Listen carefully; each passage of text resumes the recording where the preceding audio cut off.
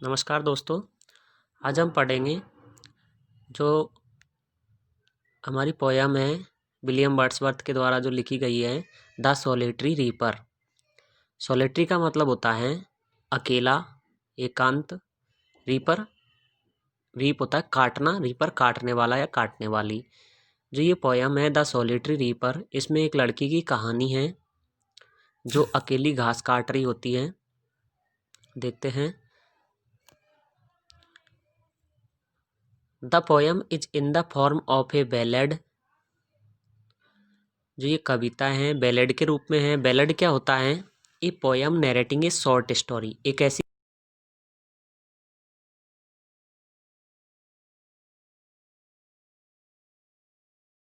Lover होते हुए। The poet had a tour of Highlands of Scotland with his sister Dorothy in 1803। जो कवि हैं वो प्रकृति प्रेमी हैं। वो एक बार एक टूर पे जाता है। हाईलैंड्स मतलब पर्वतीय टूर पर, ऊंचाई वाले टूर पर, ऑफ स्कॉटलैंड। कहाँ के? स्कॉटलैंड के। विद हिज सिस्टर डोरोथी, उसके साथ उसकी बहन होती है डोरोथी वर्ड्सवर्थ। कब जाता है? इन 1803, 1803 में।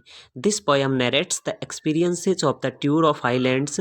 जो ये कविता है वो वर्णन करती है उसके एक्सपीरियंस को। जब ये 1803 में गया तो उसके जो टूर था हाईलैंड्स का, उस टूर का वर्णन करती हैं। जो विलियम वर्ड्सवर्थ है वो नेचर वर्शिपर थे। ये क्या करते थे? कहीं भी जाते थे तो उसका अच्छी तरह से ऑब्जर्वेशन करते थे, और जब कभी इनको साल 2 साल बाद वो बात याद आती थी तो उसके ऊपर तुरंत पोयम लिख देते थे।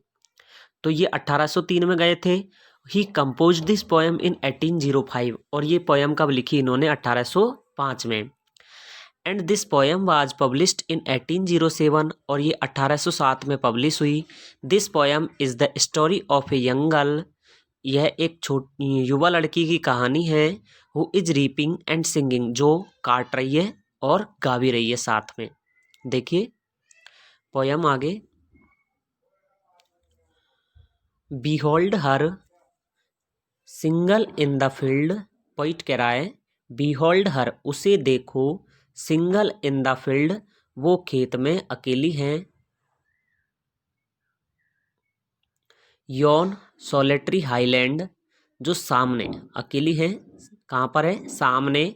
जो एकांत हाईलैंड, जो ऊंचा या पर्वत है, लास्ट होता है लड़की। जो पर्वतीय लड़की है अकेली, वो सामने है। Reaping and singing by her self, वो काट रही है और गा रही है बाई हर सेल्फ, खुद स्वयं ही। स्टॉप एयर, जो पॉइंट है वो देख रहा था तो वहां पे कुछ लोग जा रहे होंगे तो उनसे कहता है स्टॉप एयर, तुम यहीं।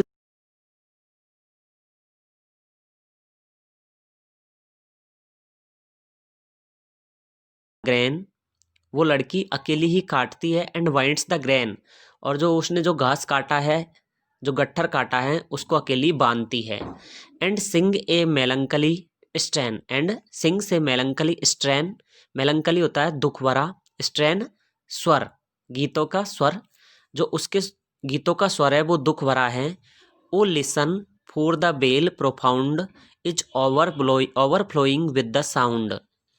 ओ लिसन, अरे सुनो, for the bell profound, bell होता है बेली घाटी, प्रोफाउंड गहरी।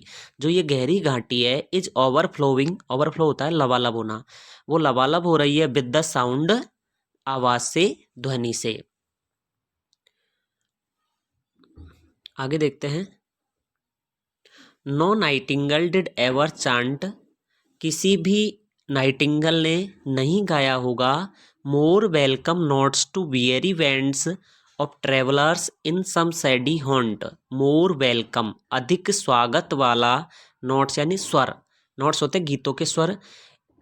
जो ये लड़की गीत गा रही है, इससे अधिक मधुर गीत जो वेलकम सॉन्ग होता है, टू वियरी वेंट्स, थके हुए जो समूह है, ऑफ ट्रेवलर्स, जो यात्रियों का थका हुआ समूह है, उसके स्वागत के लिए। इन सम सैडी हॉन्ट, किसी छायादार स्थान पर। अमोंग अरेबियन सैंड्स, कहाँ पर? अरब के जो रेगिस्तान है उनमें। अरब के रेगिस्तान में क्या होता है, बड़े बड़े रेगिस्तान हैं, रेती रेत है, वहाँ पर लोग वक्त चलते रहते हैं। वहाँ पे सैडी हॉन्ट क्या होते हैं, वहाँ पे कोई जहाँ पे पेड़ होता है वहाँ पे पानी रख दिया होता है तो थोड़ी छाया होती है, और उन पेड़ों पर हो सकता है कोई बुलबुल हो, वो गीत गा रही हो, चहक रही हो, तो उसके लिए कि इतना मधुर स्वागत वाला गीत तो उस बुलबुल ने भी नहीं गाया होगा अरब के रेगिस्तान में, जितना ये लड़की गा रही है। ए वॉइस सो थ्रिलिंग, जो ये आवाज़ है सो थ्रिलिंग, वो इतनी रोमांचित करने वाली है। नेवर हर्ड, मैंने कभी नहीं सुनी। इन स्प्रिंग टाइम, कौन से समय में, स्प्रिंग के समय में, from the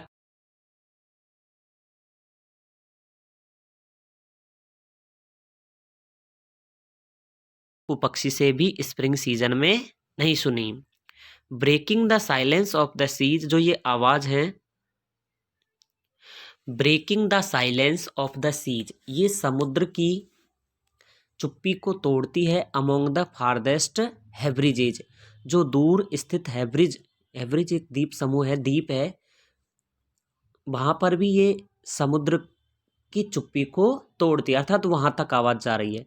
bill no one, will no one tell me what sea sings, क्या, क्वेश्चन करता है poet, will no one tell me what sea sings, क्या मुझे कोई नहीं बताएगा कि ये लड़की क्या गीत गाती है। पोइट एक्चुअली क्या है, इस ये लड़की लोकल लैंग्वेज में गा रही थी, वहाँ की स्थानीय भाषा में, जो पोइट को समझ नहीं आती है, तो वो कहता है क्या कोई मुझे नहीं बताएगा कि ये लड़की क्या गा रही है, इसका सब्जेक्ट मैटर क्या है। तो वो खुद ही सोचता है, परहैप्स, शायद, द प्लेंटिव मेंबर्स फ्लो, शायद जो इसके स्वर है वो किसके बारे में है, प्लेंटिव होता है दुखपूर्ण, मेंबर्स होता है स्वर, दुखपूर्ण स्वर, फ्लो यानी बहना या निकलना, शायद ये दुखपूर्ण स्वर निकल रहे हैं। For old unhappy far of things, किसके लिए दुखपूर्ण स्वर, जो ओल्ड पुराने, अनहैप्पी दुख भरे, फार ऑफ थिंग्स दूर स्थित चीजें, अर्थात पुरानी यादों के बारे में हो सकते हैं। एंड बैटल्स लॉन्ग एगो, या फिर ये दुख भरे स्वर किसके बारे में हो सकते हैं, बैटल्स जो युद्ध हैं, लॉन्ग एगो जो बहुत पहले लड़े गए हो। और इज इट सम मोर हम्बले, या फिर कोई, हम्बले होता है सामान्य बात है, फेमिलियर मैटर है, परिचित मामला है, ऑफ टुडे, वर्तमान का, हो सकता है पुरानी बात, पुराने युद्ध लड़े हुए इतिहास की कोई बात हो सकती है, या फिर वर्तमान का कोई परिचित,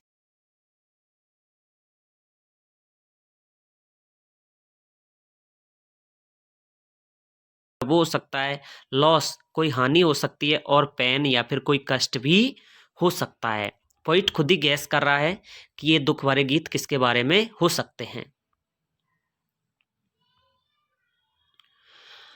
सम नेचुरल सोरो, लॉस और पेन, कोई दुख हो सकता है, कष्ट हो सकता है, दैट हैज बीन, जो अभी भी हो, एंड मे बी अगेन, और वापस भी हो सकते हैं। वट एवर द थीम, विषय वस्तु चाहे कुछ भी हो, द मैडन सेंग, मैडन होती है लड़की, पहले ऊपर वर्ड आया था लास, लास यानी भी लड़की, मैडन सॉन्ग सेंग, जो ये लड़की ने जो ये गीत गाया है, एज इफ, वो ऐसा लगता है, एज इफ यानी मानो, मानो हर song could have no ending, मानो उसका गीत कोई अंत ही नहीं रखता हो। आई सा हर सिंगिंग एट हर वर्क, मैंने देखा हर सिंगिंग, उसे गाते हुए, एट हर वर्क, जब वो काम कर रही थी, लड़की को मैंने गाते हुए कब देखा, जब वो काम कर रही थी। And over the sickle vending, bend होता है झुकना, सिकल होता है दांतली, हंसिया जिससे घास काटते हैं, जब वो काम कर रही थी, और जब कब कब देखा मैंने उसको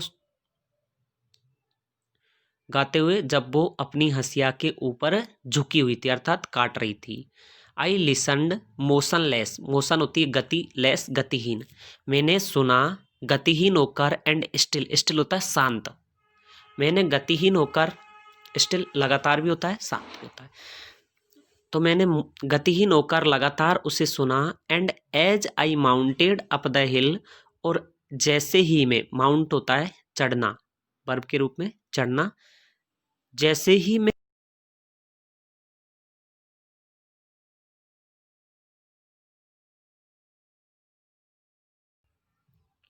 जो म्यूजिक है वो एकदम से बोर भर गया, long after it was hear no more. और इसके बाद मैंने अभी तक ऐसा म्यूजिक कभी नहीं सुना।